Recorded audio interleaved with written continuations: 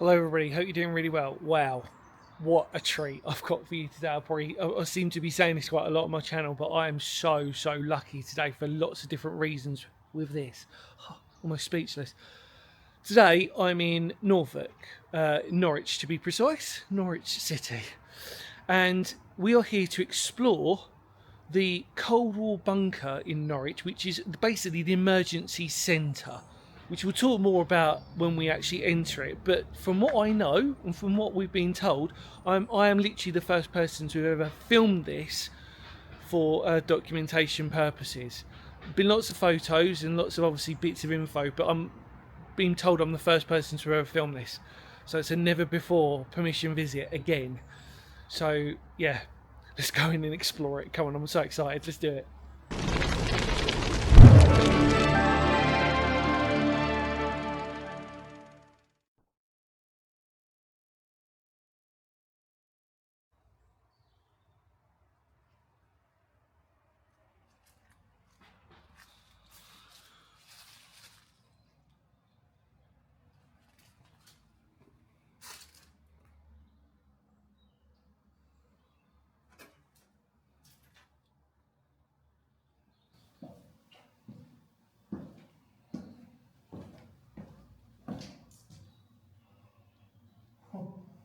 Well, welcome back, everybody. I'm just blown away by this place. I got shown around, really grateful. Thank you so much, John, for doing that. Now we're going to get into it, really. It's not the largest bunker you're ever going to see, although I say that in a strange way because actually the layout is slightly unusual for what you'd normally see. So, history-wise, briefly, when it was called an emergency centre bunker, really, or control bunker, the idea was that during nuclear war or during the Cold War, if there was an emergency, that the regional government, in this case it would have been Norwich / Norfolk technically, would have come into this bunker and they would have hopefully tried to maintain some sort of operations during that time in a sort of regional sense. Hopefully that sort of made, hopefully you understand that. And this was the last one of its type, last emergency centre that was built, and it was completed in 1990. Now, basically, what you've got to sort of put in context to that is that the Cold War officially ended sort of 1990, 1991-ish. George W. Bush was the president at the time. John Major, I think, was the Prime Minister of England at the time. And Mikhail Gorbachev, I think, was the Russian Prime Minister. So, you know, tensions were slowly, we'd like to think, easing at the time.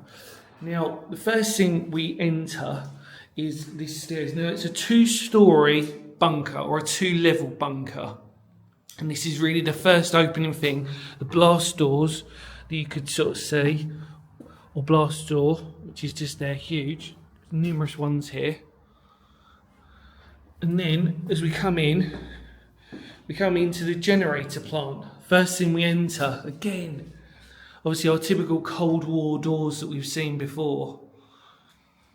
And we go in, and then there is our plinth for our generator. Now, interestingly enough, this generator got taken out and is now actually was used for some African village, I do believe, who have now using this former Cold War generator, which is pretty cool to sort of note.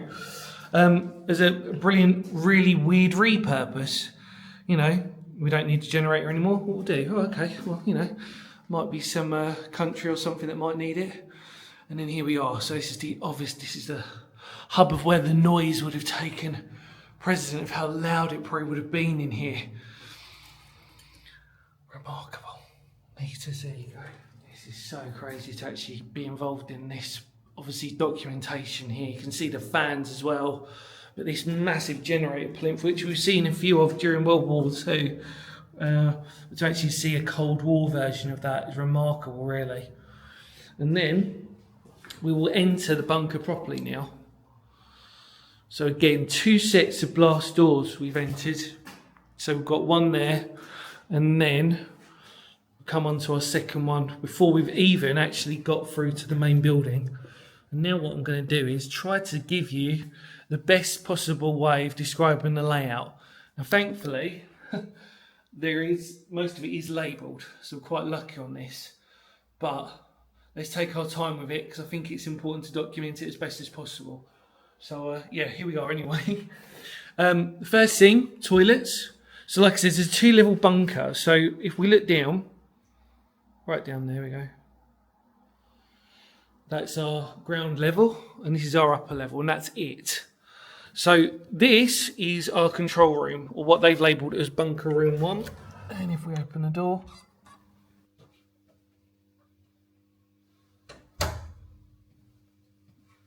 so welcome to the control room, the main hub of the operations that would have taken place. Let's take a proper look.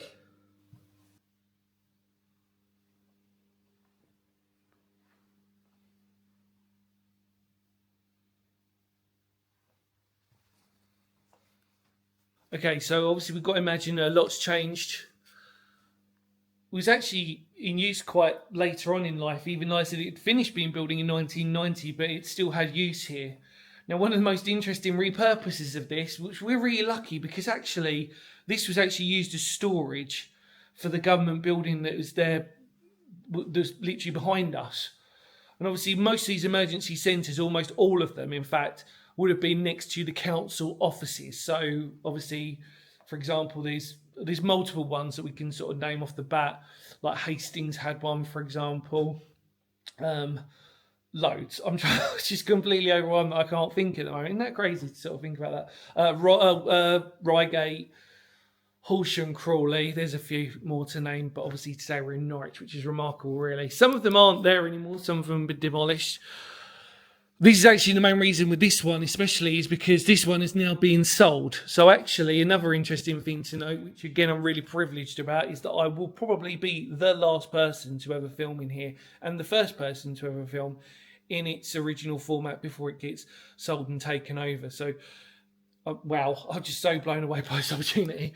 So yeah, here we are. Now, I just want to note, you've got to imagine there would have been maps up here. I mean, it would have been a completely different site. There would have been monitors, TV, etc., tables along this main bit here. And this really would have been where the operations really would have been. And it's interesting because it's on the upper level on this tiny place here, but it does extend, obviously, as we've seen. You know, so here's a storeroom, as we can sort of see. And quite tiny. Light don't work in this. Actually, most stuff does work, believe it or not. Tiny little storeroom. So you go, supplied by British Telecom. Network tests and termination points. And then good to know, there you go, Thorpe Lodge, which is where we are. Amazing. Just taking my time with this. Hopefully that's all coming out okay. Look at that. Sales and configuration guide for a TSX50 phone system. Remarkable. So, there you go, a storeroom. Borderland District Council. Basically Norwich. So, what had actually happened was, in one of its last phases, believe it or not, this was actually used as a recording studio. And they sort of repurposed it, redone it. So yeah, this part apparently was where the studio was. Can you believe that? So obviously it changed. It's seen there's a booth there that actually got modified. So ignore that really. It's amazing how to sort of see that sort of change of what that was. Pretty cool though, to have it as a music place for recording, you know. Yeah, it's really great because it gets labelled. So emergency control centre. It says, do not dispose of any incident documentation or notes. Everything is to be retained. Remarkable. And then this was the electronics for the aerials. So you've got Norfolk Council Emergency Planning Essential Contact Information. So this is really the hub. This is such a cool piece of history, this. So you've got duty officer facts, duty officer again. You've got all these numbers, which are the emergency planning essential contact information. So all these telephone numbers were essential. You've got Broadland itself, district emergency planning planning manager, Rod Rog Cannon, I'm assuming that says. You've got Simon Faraday emergency number when activated, and you scroll across, you see the duty officer's number, duty officer again, and duty officer fax. Again, fax machines, everybody. And then we've got John Ellis, there you go, head of emergency planning. Emma Tipple, corporate business continuity manager, sorry. Good job, I read that. And it just goes down. So it gets divided. So you've got North Norfolk, Norwich City, police headquarters, so the control room. So these are all the numbers for that. You've got offshore liaison officers, for example, contingency planning sergeants, Norfolk Fire and Rescue, obviously, because this is the whole point, isn't it? Really, this is what the regional government would have been doing. They would have been trying to sort out the fire service, the police, the ambulance as best as possible. God knows what would have ever happened out there. Obviously, if there was an event of something to do with if a nuclear bomb had gone off, for example. But just remarkable. And then we've got our classic phonetic alphabet, which I happen to know all of those because I got trained in remembering that really well. This is NATO phonetic alphabet. So obviously it's if you want to do your driving registration, always do that. But that's amazing. I love that. That is so cool, that. Emergency planning and central contact information. It's important that you try and get these little bits in here. But yeah, so this was all the wiring for all the... that's still there, believe it or not, for the mast and everything that would have been up there for the communications. See the aerial mast control switch. See? You can see that? Brilliant.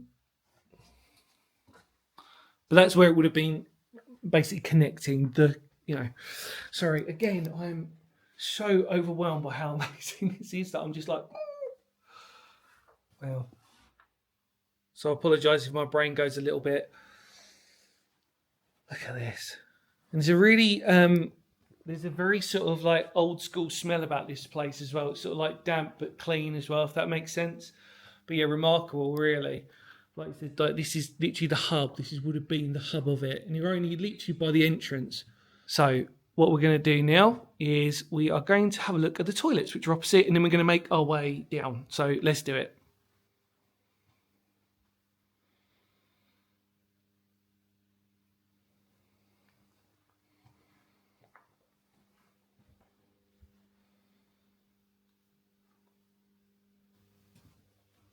Right, on to the next one. Right, here we are. In the essential part, really, of any bunker. A joke, obviously. Toilets. Well, actually, they would be, wouldn't they, really? So this has changed in here. So you would have had women's and men's in here. It's changed, obviously, due to the repurposing of what it is, but it's pretty much...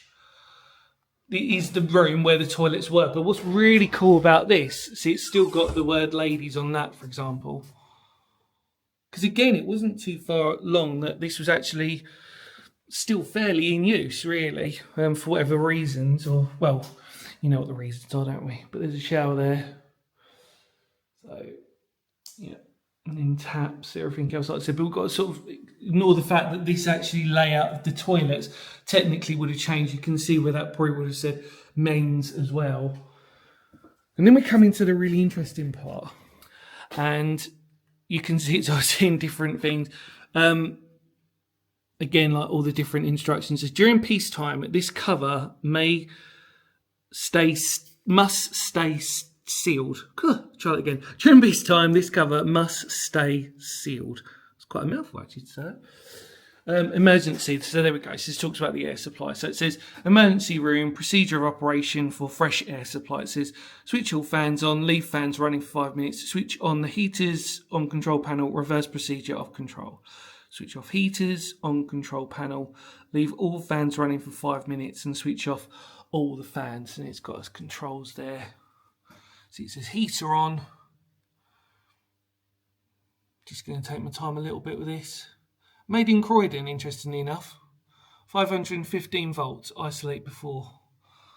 And then the controls division, there we go.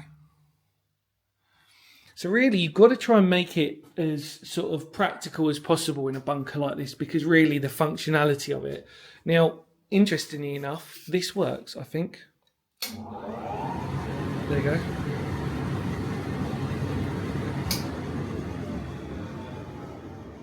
How cool is that? And then it says essential services, off-peak heating as well, and that's all the fuses I'm assuming that are in there. Isolator. There you go. Brilliant.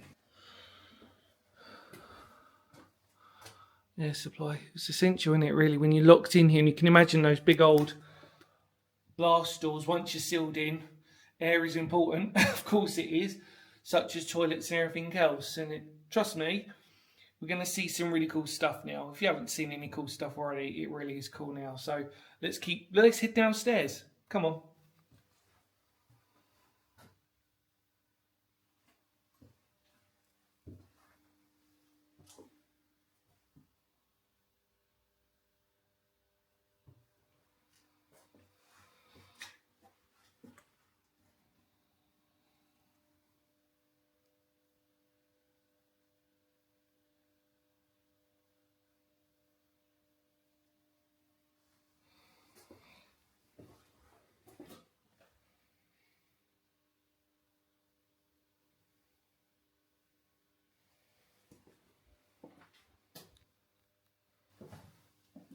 Right, on to the next section, downstairs.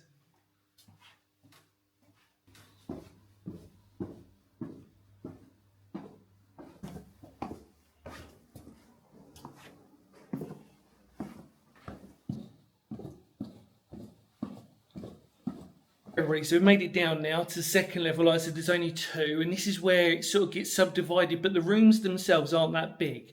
So you've just got to try and use your imagination a little bit. Obviously, the main building, the main sections, we pretty much cover actually at the top.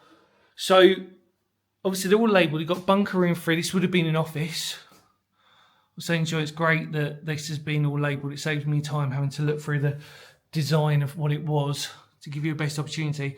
So tiny offices. So this is one. And then we've got room 1. Sort of done this a little bit backwards, to be honest. But room 1, and then if we open this up, look at this. Like I said, the condition is remarkable. So here we go again. Look, Norfolk Constabulary beat structure. So obviously denotes 24-hour station or not continuously staffed. But into sections, and this was done in April 1993. Can you believe that? So E12, all the late E's and E, D and F's for what beat we're on. Obviously we're in Norwich right here. So it looks like we would have been for B18, I think. But yeah, that's so cool, isn't it? Just the posters, really. Right, let me show you this. Okay, so believe it or not, that works as if it never had not. Well, you know what I mean. Look at that, shuts, and then you can, in essence, you lock that in like that. I'm not going to push it all the way down because I want to actually show you inside. But it still works. Never push it back. Again, the heaviness, the weight of that. Proper old Cold War doors, really. And to think this was, like I said, built in 1990, finished, the last one of the emergency centres to be built. Let me take you for a look in here. Okay, so in essence, you've got some filters there. But look at that. Remarkable. Huh. Yeah. Oh wow, that's so cool. Right. I think what we've got to do now is see the other rooms. So let's go and do it.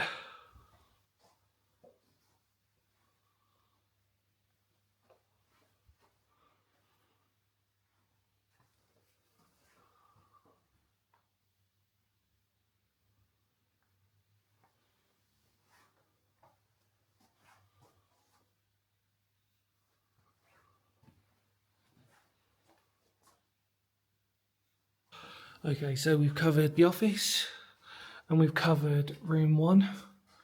Now we've just got a few more rooms to do and then we're pretty much done, everybody. So this is some storage. Store 1 it's labelled as. Not sure if that's open. It is. Tiny little cupboard, storage area. Again, trying to maximise the space as much as possible. You can actually be surprised, you can actually fit quite a few things in that. Then it says emergency toilet not for normal use, bunker room 5. But actually these are the water supplies here, the water tanks. You can see there's one here and then there's one next door, which you're going to have a look at in a minute. But they're the old water tanks, huge things. But again, actually, although we say huge, considering how many people would have been down here, that wouldn't have lasted you that long. So that is our emergency toilet. We're going to take it all for the right. I think there's another one just here. There is. So let's take a look at that. That's it. So there's another water tank there. Really cool. And again, used for storage as well. Again, every bit of space mattered really when it came to these types of bunkers. Classic. They're so old school those, aren't they? I even remember actually, talk about old school, I actually remember these types of like cupboards, I suppose you could sort of call them, but they weren't really, were they? Sort of like metal cupboards, that old metal sort of sound. Amazing. And then we've only got a few more rooms left. So another water tank. Believe it or not. Like I said, much water as possible. There we go, bunker room 7. So we've just seen all this side here. Once the camera straightens up, bless it. So we've seen all these. Then we've got another store 3 it says. There we go, another little cupboard shelf. And then we've got bunker room 8, which is amazing again. So very similar, almost opposite the one that we went to at the far end. And again, very similar in the fact that this has actually got an emergency escape hatch. And this is what you could see from the top as you exit. Now you can actually, you can actually escape out of this, believe it or not. So if I wanted to, I could technically climb out of that and get out that way. And that's what you'd see at the outside. And then we've got some more storage in here, I do believe. Look at that. So it says parish files on that. Wow, eerie. All of a sudden. Parish files, planning policy files. Look at that. All labelled. So all planning policy files and all parish files on that. And then our actual emergency escape hatch here with a beautiful section. Look at that, that is beautiful, isn't it? And then an incredible door, which still, can you believe it, still works. Isn't that beautiful? And again, look, you can see, if I shut that, how that's going to lock in. Really simple, but really effective. I'll tell you what I'm going to do. I'm just going to turn that light off in here. Let's do that. I can't believe how lucky I am with this, I really do. Again, all storage, but if we look at it really carefully, it does say all these were labelled. Look, so you've got planning. There we go. And then, Unit 1. There you go, Broadland District Council, grant aided. Little sign there. It says housing enables not housing. What was this? I saw enforcement. Look at that. So again, each section had its labels. Look how beautiful this is. I say it's beautiful because it just is. It's a wonderful storage space, and we're actually quite far down underground, believe it or not. You sort of get an idea of it when you sort of like were walking down the stairs. And then classic. Do you remember these? Do not pull one M1 out drawer at a time, because if you did it, you couldn't lock it, could you? But yeah, there you go. Right, not long to go now, everybody, and we're almost done. So let's make our way back out.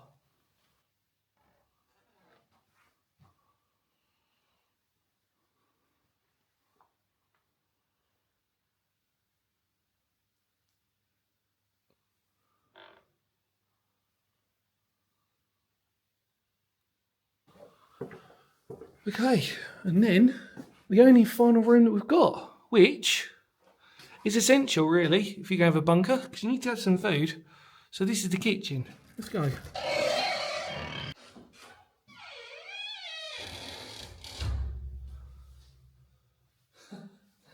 This is crazy. Everybody, welcome back to your 1990s kitchen design that some of you might recognise. I remember, look at that cooker, look at that. Come on, some of you got to remember those. All original. All this kitchen is original. So what we've got to recognise as well is this is the kitchen. There's a hand pump there to obviously pump your water. Big old thing, like a bellows, in essence. You're pushing that to the side and then you release your water. And again, you would have been restricted on the amount of water that you would have had because again, it's a bunker. We need to keep as much intact as possible. Otherwise, the moment that water's gone, you're not really going to get that back. You can push that down to a little pressure. And then we've got some normal taps anyway. But this is so like my generation. It's crazy to sort of see certain things. There's a sign for a waste pump there as well. And then really, this would have been the lounge table area for downstairs. So everything else was really storage and actual functionality. Now, what we also recognise is in this environment, it wouldn't have been that everybody would have been in here all at once. They would have probably taken turns, for example, just having some downtime, depending on what was going on outside of this bunker at the time. Again, you've got to sort of put it in context. But yeah, you've got all the storage cupboards. Typical fridge, really. It kind of looks like a normal kitchen, just like you'd ever seen in an apartment. Like I said, even the cooker, even though I remember those types of cookers and they still can get them, it's kind of crazy to sort of note that that would have been used. There you go. Beautiful kitchen, that really. Spruced up a little bit, would have looked really nice.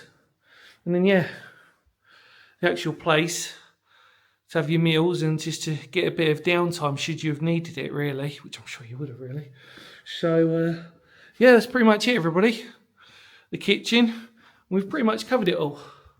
So I think the best thing to do now is to take you back upstairs and we'll have a look from the outside. Come on.